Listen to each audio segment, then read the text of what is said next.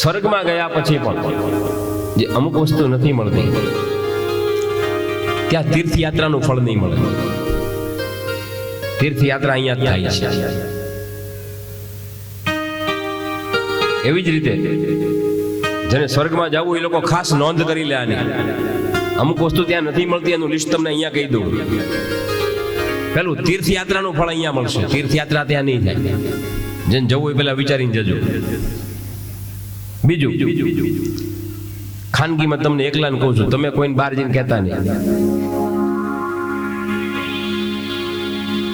બીજું ત્યાં ચા નથી મળતી. હા સાચું કહું, ત્યાં ચા નથી મળતી. ચાના જે શોખીન હોય એ તો એટલે સૌથી પહેલા તો આપણું નામ જ કેન્સલ કરી નાખજો. આપણે જ જવું નથી વૈકુંઠમાં, કેમ કે આપણે ચાના શોખીન છીએ. આપણે તો અહીંયા જ રહીશું. અમુક વસ્તુ અહીંયા નથી મળતી તો ચા ન મળતી પછી સ્વર્ગમાં જઈને શું કરવાનું?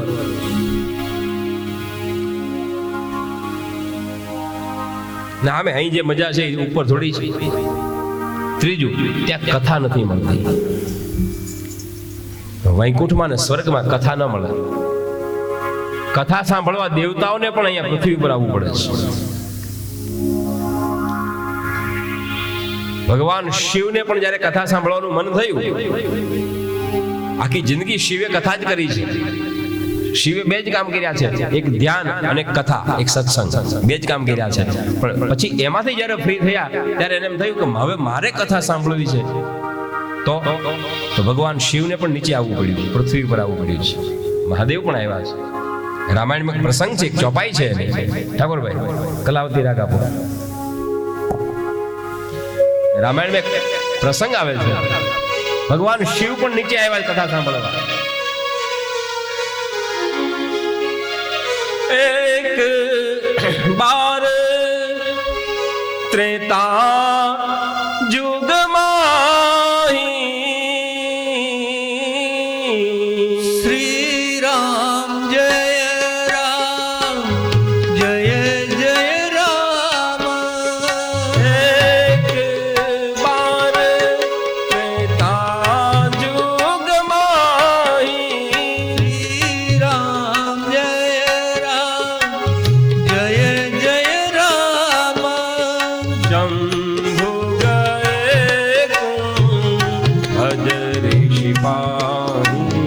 શ્રી રામ જય રામ જય જય રામ. શંભુ ગયે ભજ ઋષિ પાણી. શ્રી રામ જય રામ જય જય રામ. રામ તથા મુનિ બરજ બખાની.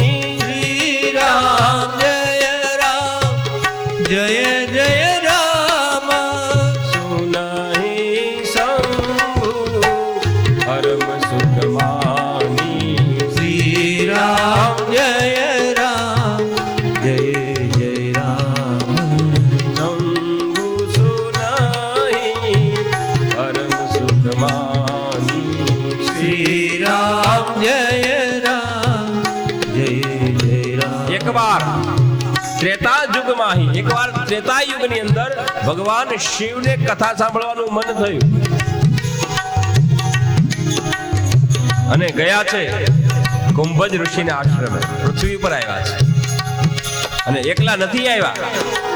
સંગ સતી જગ જનની ભવાની. શ્રી રામ જય રામ જય જય રામ. સંગ સતી જગ જનની ભવાની. શ્રી રામ જય રામ જય જય રામ. ભગવાન શિવને કથા સાંભળવાનું મન થયું તો પૃથ્વી પર આવ્યા. કુંભજ ઋષિના આશ્રમમાં જે કુંભજ જેનું નામ છે અગસ્ત્ય ઋષિ, એનો જન્મ કુંભમાંથી થયો છે, એક નાના ઘડામાંથી થયો છે. બ્રાહ્મણની શક્તિ જુઓ, એનો જન્મ ઘડામાંથી. નાના લોટામાંથી થયો એટલે એનું નામ કુંભ જ પડ્યું છે. પણ એક અંજલિની અંદર આખા સમુદ્રને જે પી ગયા છે, એક અંજલિમાં પાન કરી ગયા સમુદ્ર, એ છે કુંભજ ઋષિ. સમુદ્રનો મતલબ થાય છે કથા સાગર છે. કથા એ સાગર છે અને જે કથા સાગરને પી ગયા છે.